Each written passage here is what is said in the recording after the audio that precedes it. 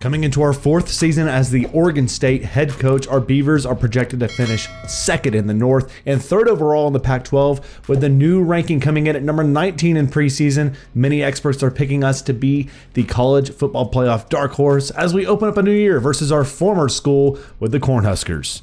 Getting things started on a 3rd and 9, our defense allows the conversion as Armstrong tackled across down to the 15-yard line. And on this play, defense stepping up, they'd have to force a field goal. So here comes the offense. Mark Holland with a nice catch, and then a pass batted down. The defense is battling. We'd have to settle for the field goal.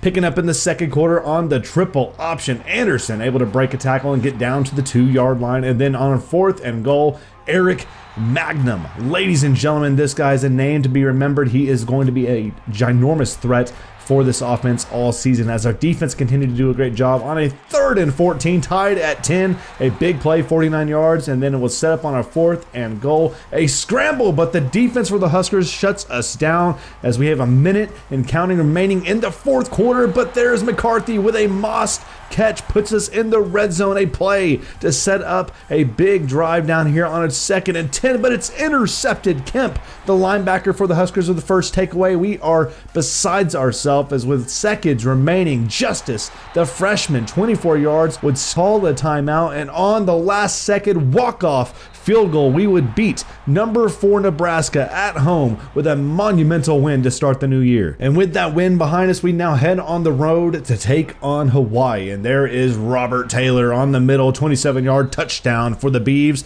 And on a 3rd and 10, the defense right here jarring the ball loose would set up a 4th down. Up 7-0, here comes a Robert Taylor, able to break through off the stretch, breaking through some tackles and gets across down to the 20-yard line. And right here on the play action, inverted across the middle, there is John Palmer, 16-yard, 14-0 lead. And the defensive front was too much for this Hawaii team. Another incomplete pass as it's now a 14-6 game, seconds before the half, and there is Holland. Mark Holland right there with a beautiful touchdown, and Robert Taylor with his 2nd of the day. It is a 28-9 lead as we'd win this one here on the road, 31-9 against Hawaii. Ladies and gentlemen, it's time to take on the number 1 team in the land, trailing 7-0 early, seconds remaining in the 1st quarter, make it 14-0. We pick up now 2nd quarter, down by 3 scores, a 20-0 score, but Anderson scrambling around, picking up a massive 29-yard gain. Unfortunately though, after the scramble, Stallings would have to check in for a little bit as we get a touchdown to John Turner, make it a 2-possession deficit as Anderson starting the second half with a dot down to Thomas, make it now a 27-14 game. So it'd come down to the defense. We need a stop. 3rd and 11 over the middle, picked off by Armstrong. A big takeaway for the Beaver defense, able to set us up for a drive to make a big splash. And on a 3rd and 3, Anderson, time in the pocket, trying to throw as he gets hit as he throws. It's picked off by the linebacker Fisher. And unfortunately, ladies and gentlemen, this would lead to the defeat to the number 1 team in the nation, our first loss on the year. Let's bounce back against the Utes in the rain. Picking up in the second half, 17-13, we are leading, but here comes Richards. And then on the play action read option, there's David Taylor, 2 yards out, gives the Utes their first lead. 39, 3rd quarter, down 3. There is Mark Holland across midfield, big first down, and Anderson then a couple plays later on a 2nd and 10, he hits Turner, the tight end. John Turner gives us our first lead here in the second half, but it wouldn't last long. There's a Andre Richards 5-yard touchdown. Now we are tied at 27, 2:34 remaining, 3rd and 6, and there's a big play from Andre Richards. And on a 3rd and 4, the defense trying to step up, and it is incomplete. They settle for the field goal. 30-27 is Justice, the freshman, with a catch. And on a 4th and 12, the conversion, Eric Magnum. I told you to remember that name. He would set up this game-tying field goal. We would head to overtime, and in overtime, on a 3rd and goal, it is intercepted by the linebacker Schmidt. He would take it all the way down across to the 40, to the 50, and it would be a huge stop as we would settle for the field goal to win the game against the Utes on the road. So now we get to take on a new team in the Pac-12, UNLV, in Vegas, as we are tied up at 0-all. First drive, 4th and 3 conversion to Holland, and then on the ground, Eric Magnum fighting into the end zone, touchdown, 7-0. Picking up in the second quarter, leading 10-0. Foster feeling the pressure, throws it away. A terrible day to start for him. The defense stepping up, and at the same score, a beautiful pass. It's caught, but they call it out of bounds, but they would review, and they would say Gibson got his toe down, touchdown for the Beavs. Third quarter, 17-0, but there's Charles Foster, the first touchdown of the game for UNLV, now 24-7, and there's a second one. Williamson with the catch. It makes it now a one-possession game, 24-21, and they come all the way back. It's now a 27-24 deficit for our Beavs, and with 30 seconds remaining, Parker takes it into the end zone, gives us the lead, and on a last second play, this ball is caught, but no time remaining. We would hang on again against a tough team on the road. So we're back at home to take on the second new team in the Pac-12, San Diego State, and on this play, John Palmer with a beautiful catch sets us up for this play here on a 1st and 10, across the middle, splitting through the seam, 25 yards to Palmer, touchdown. And on a 3rd and goal, seconds remaining in the quarter, they'd make it a one-possession deficit with that rushing touchdown. So we start the second quarter. Eric Magnum juking back to the outside across to the 20-yard line, would then set up on the 2nd and 10. A streak as Parker with the touchdown catch makes it a 10-point lead. 3rd and 10, Kennedy, deep ball. He beats our secondary to Jamie Mitchell, makes it a one-score game. And in the 3rd quarter, there's his Mark Holland again, 20-14. 2nd and 14, and Turner once again gets us down. They would call it a touchdown, 26-14, and Robert Taylor would then set up the exclamation point here at the end of the game on a 3rd down. There's John Turner. It would be a win for Oregon State. We'd improve to 5-1, now the top team in the Pac-12 North. So here we go. We're taking on Stanford. Normally the team we take on at the very end of the year, but the defense stepping up, stuffing Reed. Now a 3-0 game as we're trailing here, but here comes Anderson across the middle, caught by Holland, 1st down and goal, and then Eric Magnum fires off into the end zone, 7-3 lead. 3rd and 13, standing into the pocket is a nice pass and catch to Holland, and then Magnum on the trickeration finds his man Robert Taylor in zone, 14-3 lead here in the second. So the defense needing to get a stop, 3rd down and 8. We're up by 11, and that pass is incomplete by Schmidt, and then with seconds remaining in the half, Anderson stepping in, finds Parker, end zone touchdown, 21-3 at the half. Starting in the second half, 3rd and 11, and then another beautiful play. There's a nice block, and Holland down to the 1-yard line. We would be able to then take that into the end zone from Robert Taylor, 1 yard out, 28-3 lead. And then on the trickeration here, Robert Taylor into the end zone. It would be all Oregon State, 42-10 win. As now we're number 4 in the college football playoff rankings, taking on Cal here at home. 2nd and 3, triple option. Anderson able to somehow squeak that through. Magnum will be tackled short of the goal line, down at the 1, but the very next play, here comes Holland into the end zone on the quick, 14-0 as we pick up now second quarter, and a beautiful ball out to John Palmer would set up on the 2nd and goal play. Magnum 1 yard out, touchdown. 2nd and 5, we're up by 3 scores, and here is the freshman Justice making his impact felt down at the 1 yard line, and then on the next play, Robert Taylor end zone touchdown. We're up by 4 scores. Magnum with a career 193 yards and 4 touchdowns, 52-0 Beavs. And as you can see, we've already locked up the number 1 seed as we now take on Colorado, the number 1 team in the South Division. And on this play, Miller into the end zone gives Colorado the early lead. So on a 4th and goal, we're rolling the dice with our coaching decision, but it pays off as John Turner touchdown. We tie this game up at 7. And then Rutledge picking the ball off, the first takeaway for the defense here early in this game. After the takeaway, we are tied at 7, and there is John Turner off the side across to the 30. And now on 1st and goal, we find Holland, Mark Holland, touchdown. We're up by 7. And on a 1st and 10, 2:40 left in the half, making another touchdown pass to AJ Justice. 21-7 is now deep downfield. Holland over 2 defenders. A nice play. We'd have to cap it off, but no, a fake field goal. There's Stallings. He finds Mark Wright. It's a 28-7 lead at the half. And on a 3rd and 9, 2:21 left in the half, McCarthy rising up over the secondary defender across the 30. And on a 2nd and 13, there is McCarthy, end zone touchdown. It is all Beavers with a 38-20 victory as we defeat the number 1 team in the other division in the Pac-12. Now number 2 in the country taking on Washington. Here comes a AJ Justice picking up a block across down to the 7-yard line. And on a 2nd and goal, here's the speed option pitching out to Eric Magnum, blasting his way into the end zone, 7-0 lead. Second quarter, 7-0 still your scores. Anderson on the read option picks up 13, and then we'd have to settle for a field goal just before the half, 10-0 lead. Second half, 1st and 10, there's the speed option. Juke back by Eric Magnum, a beautiful play, sets us up 1st and goal, and Anderson would take it in himself to make it a 17-0 lead. And on a 3rd and 8, a bad pass. The defense was bringing the pressure all day long, and that would set up a 24-10 lead. Fourth quarter, just trying to seal the deal. Anderson does it himself, 14 yards out. A massive win, 31-10. So preparing for our last few games, here is the stats for the team. As Anderson showing you some pretty good stats from the quarterback position, as Magnum now progresses to our number 1 halfback, and Holland doing his thing at receiver for us. Defensively, McGill, Schmidt, and Smith all crushing in tackles for loss and sacks on the year. Coming into our last few weeks, we have 4 confirmed recruits on the season, led by Allen Bennett at quarterback, and Matt Mooney at halfback,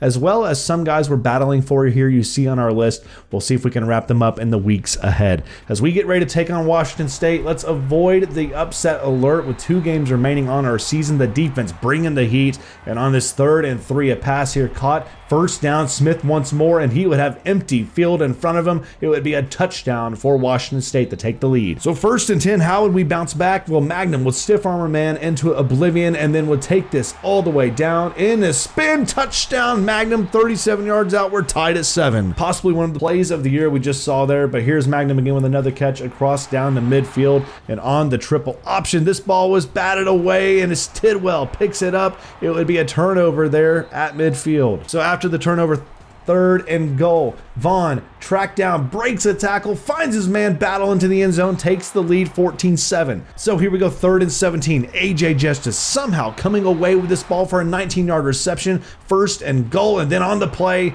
following it's a pick from Smith. It would be a touchback taken. So leading in the second half, it is 17-10, and there is a nice first down pass as Anderson next play finds Taylor once again, 1st down and goal, and then Magnum would tie the game up with a 1-yard rush. Fourth quarter still tied, 17-all. Vaughn feeling the heat. Schmidt brings him down. It's a sack as the defense coming up strong, and now the offense downfield across midfield. John Turner 35 yards, and on a 2nd and 12 with seconds remaining, Anderson able to have the wherewithal to slide, and then Taylor setting up this field goal opportunity to walk it off as time expires again. Oregon State hangs on for the win as now we get ready to take on our arch rivals. We're number 2 in the nation. Time to take down the Ducks. Tied at 3, second quarter, Anderson with an interception. It is intercepted by Thompson into the end zone for the touchback, and here we go, 3rd and 15. Anderson throwing it deep downfield, but overthrows his target by about 10 yards. So then here comes Anderson for Oregon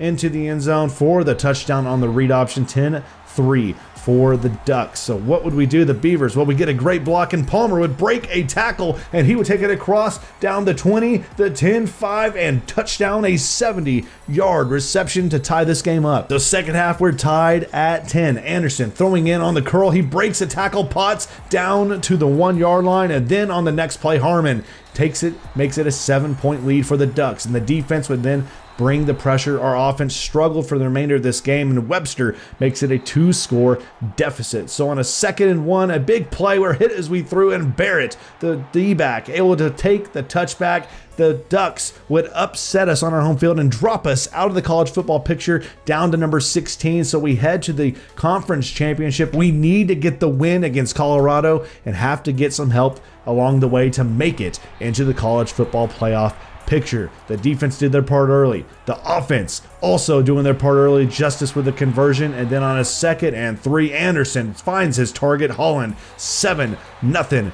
here in the Pac-12 championship. 3rd and 8 now. The defense needing a stop. They stop Williams short of the line, and on the next 4th and inches, the defense turnover on down. Stanley goes nowhere, so it's a 7-3 game, but Stanley gets his payback. He would tie the game up at the second quarter, as with seconds remaining, we would take the lead. Jason McCarthy 20 yards out, 14-7, and with seconds remaining in the half, a deep ball on the streak. There is Palmer into the end zone, 21-7, as we pick up in the second half. We are up by a score of 21-14, and Anderson on the read option picking up a huge 29-yard gain. So a 3rd and 19, but here comes the Colorado defense sacking Anderson right there on that play, and then on a 3rd down and 5, we get it right back. Covington taken down. He would be injured, but he would come back later in this third quarter, and he would tie the game up there 2 yards out to Butler. So we are now trailing after a field goal, 24-21, but Magnum would set up a 1st and goal, and then on the QB sneak,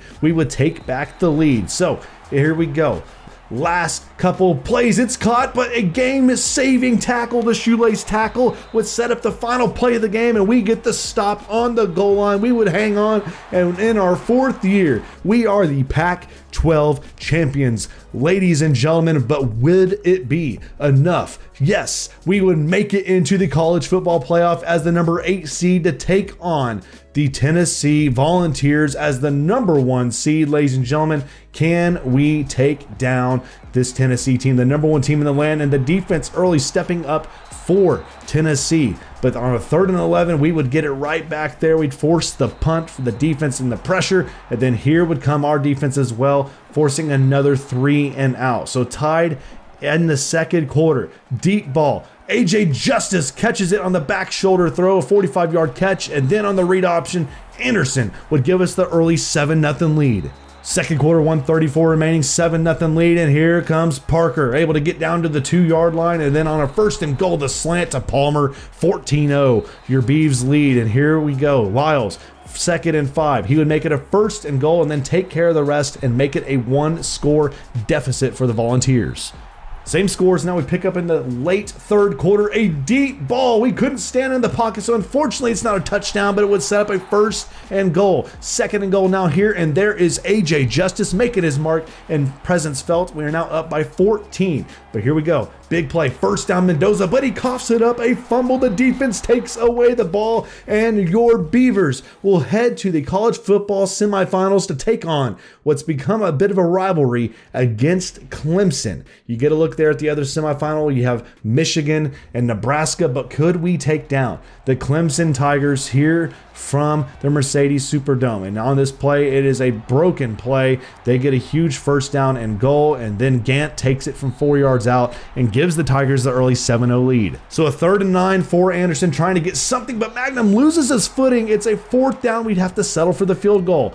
Next possession, 3rd and 13, the defense getting a stop on Felder. He is dropped for a 5-yard loss. And then on a 3rd and 6, they beat our secondary, and Bray makes it now a 20-3 lead. Anderson would leave the game with a concussion, so it's up to Justin Stallings. He's our backup quarterback. He gets a big 1st down play there and then stands in the pocket and would make it a 10-point deficit late in the 3rd quarter. As we pick up 4th quarter, 3rd and 7. The defense needs to get the stop. They hold them to a field goal here as they make it a 13-point lead against our Beavs. So Magnum, trying to get a setup in tremendous field position, breaks a tackle, gets up the sideline with a block, and gets down across to the 43-yard line. 4 minutes, Stallings scrambling out. He's going to try to get out of bounds, but no, he jukes back in an ill-advised play. He coughs it up. Fisher takes the ball away. It was a horrific decision there from Stallings, our 2nd turnover of the game, and they would go down to score a touchdown. So Stallings, trying to get one back, finds Justice in the end zone.